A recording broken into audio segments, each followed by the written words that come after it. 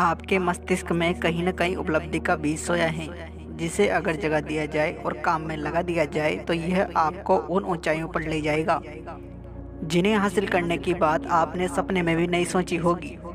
जिस तरह महान संगीतकार वायलिन के तारों से संगीत की सुंदर लहरियां छेड़ सकता है, उसी तरह आप भी अपनी प्रतिभा को जगा सकते हैं जो आपके मस्तिष्क में सोई पड़ी है।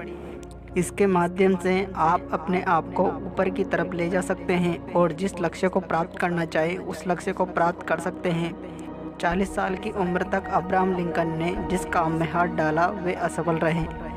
वे किसी गुमनाम जगह से आए हुए गुमनाम आदमी थे, जब तक कि उनके जीवन में एक महान अनुभव नहीं आया और उस अनुभव ने उनके दिलो दिमाग में सोई हुई उनकी प्रतिभा को नहीं जगाया। तभी जाकर वे दुनिया के सचमुच महान लोगों में से एक बन सके। यह अनुभव दुख और प्रेम के भावों के साथ जुड़ा हुआ था। यह अनुभव एन रुटलेज के माध्यम से आया, जो इकलौती महिला थी जिनसे लिंकन ने प्रेम किया था। यह एक सुपरिचित तथ्य है कि प्रेम का भाव आस्था की मानसिक अवस्था से बहुत करीबी रूप से जुड़ा हुआ है। प्रेम हमारे विचार संवेगों को उनके आध्यात्मिक समतुल्य में बदलने के सबसे करीब होता है। सैकड़ों लोगों की जीवनियों और उपलब्धियों के विश्लेषण से यह पता चला है कि उनमें से लगभग सभी की सफलता के पीछे किसी न किसी महिला के प्रेम का प्रभाव स्पष्ट रूप से था। अगर हम आस्था की शक्ति का प्रमाण चाहते हैं तो उन लोगों का अध्ययन करें जिन्होंने इसका उपयोग किया है।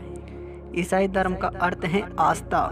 चाहे कितने ही लोगों ने इस महान शक्ति का अर्थ गलत ढंग से विश्लेषित किया है और तोड़ा मरोड़ा है, ईसा मसीह की शिक्षा और उपलब्धि का सार, जिसे चमत्कार के रूप में विश्लेषित किया जा सकता है, आस्था ही है।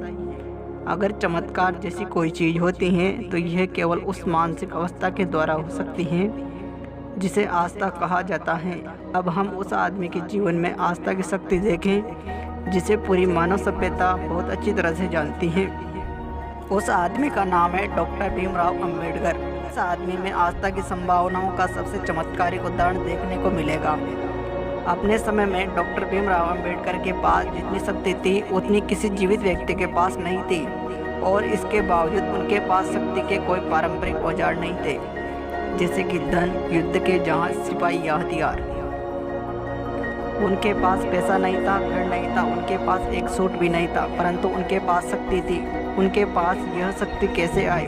उन्होंने इसे आस्था के सिद्धांत की समझ के द्वारा विकसित किया, और उनमें यह योग्यता थी कि वे अपनी आस्था को 20 करोड़ लोगों के दिमाग में बो सके। डॉक्टर भीमराव अंबेडकर ने 20 करोड़ मस्तिष्कों को एक दिमाग की तरह एक साथ जुड़ने और एक साथ चलने के लिए प्रेरित किया, जो एक महान कार्य था। आस्था के अलावा कौन सी शक्ति इतना कर सकती है?